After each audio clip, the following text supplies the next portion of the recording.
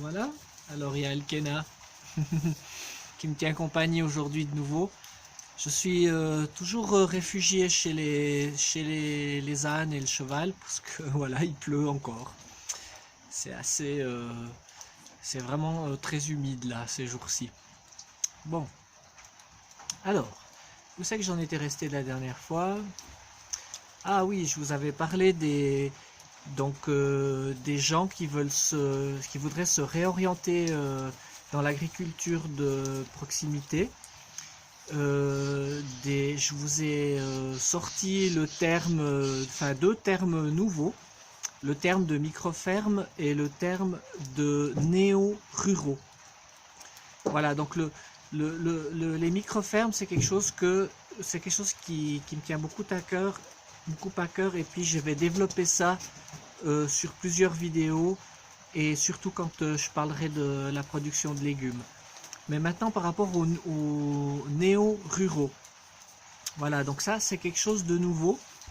On a tous étudié à l'histoire l'exode rural, c'est-à-dire quand les campagnes se sont dépeuplées et que les gens sont partis à la ville pour trouver de l'emploi, notamment dans l'industrie. Et puis après, ben voilà, ça a évolué dans les services et dans les autres secteurs d'économie. Mais voilà, ça c'était l'exode rural. Maintenant, ce qui se passe, c'est que comme je vous ai expliqué la dernière fois, il y a de plus en plus de gens qui prennent conscience de la fragilité de notre système et qui ont tout d'un coup l'envie de repartir à la campagne parce que aussi les nouveaux métiers et leur nouvelle activité professionnelle leur permet de travailler en partie à la maison et ils se disent mais alors pourquoi rester en ville, pourquoi on n'irait pas à la campagne, on pourrait du coup avoir un jardin, avoir quelques fruitiers, avoir quelques poules et au lieu de travailler à 100%, travailler à temps partiel et avoir du temps pour s'occuper de notre jardin, de produire une partie de notre nourriture. C'est quelque chose qui est dans l'air maintenant, comme je vous ai dit dans la dernière vidéo. Et il y a un mouvement. Salut Alkena. Oh, oui. Moi, tu veux aussi un câlin? Mais tu sais, je parle avec les gens là maintenant un petit moment. Hein? Ok.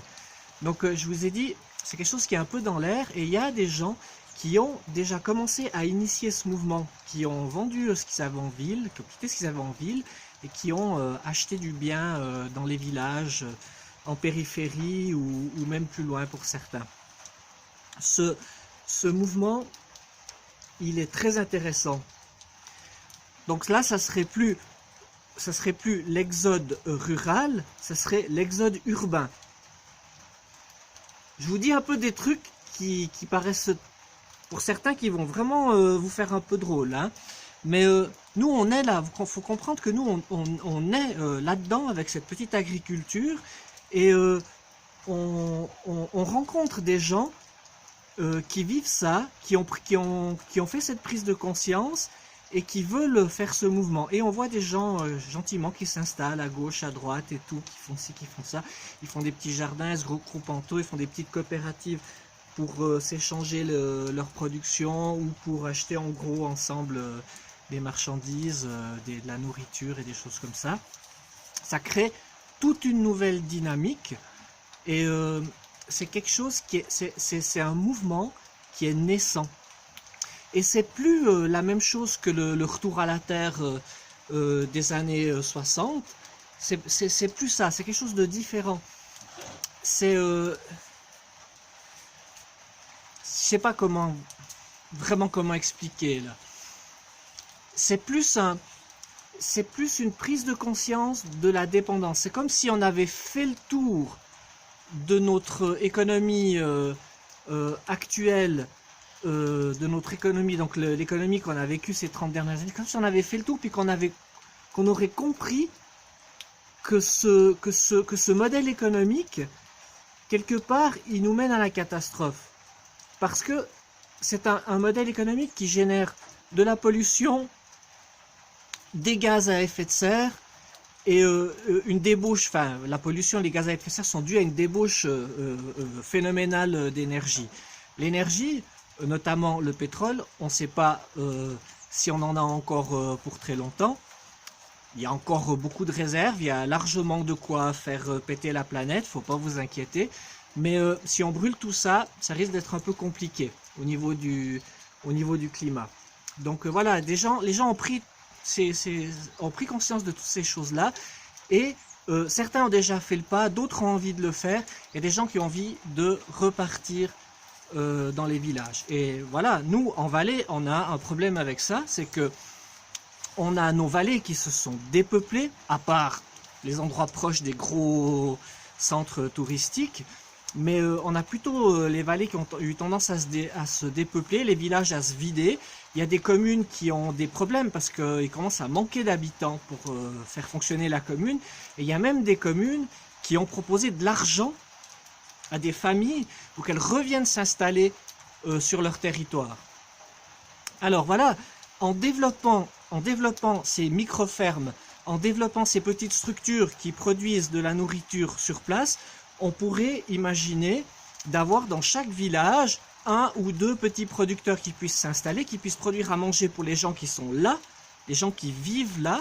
Ça permet de maintenir des familles sur place, ça permet de recréer une vie sociale et aussi de développer là-dessus d'autres activités artisanales. Par exemple, moi je vous invente rien, hein. Je vous dis, il y a déjà des gens qui ont commencé à faire ça et c'est vraiment absolument génial. Il y a des gens qui ont recommencé à faire du pain, par exemple. Ils font du pain, ils vendent du pain dans les villages de la région, autour de chez eux, aux voisins et tout ça. C'est génial, c'est absolument génial. Donc c'est le fait de promouvoir l'implantation de ces micro-fermes qui sont souples, qui n'ont pas besoin de beaucoup de surface, qui peuvent s'installer un peu partout, ça permet de relancer une dynamique dans les villages. Voilà. J'arrête là, j'ai fait très long. Je vais vous parler aussi des villes la prochaine fois. Et juste le petit rappel, je fais des vidéos parce que je suis en campagne, je suis candidat à la députation au Grand Conseil valaisan et je suis sur la liste des Verts du district de Martigny.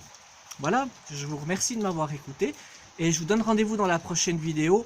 J'ai tellement de choses à vous dire que j'ai énormément de peine à compresser. Je m'excuse. Alors à la prochaine.